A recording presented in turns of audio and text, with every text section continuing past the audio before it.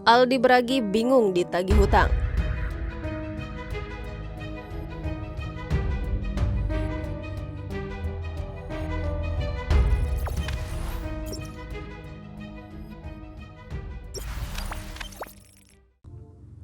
Aldi Bragi resmi bercerai dengan Ririn Dwi Ariyanti. Kini Aldi Bragi sudah angkat kaki dari rumah Ririn. Netizen sendiri tak tahu pasti Aldi Bragi saat ini menetap di mana.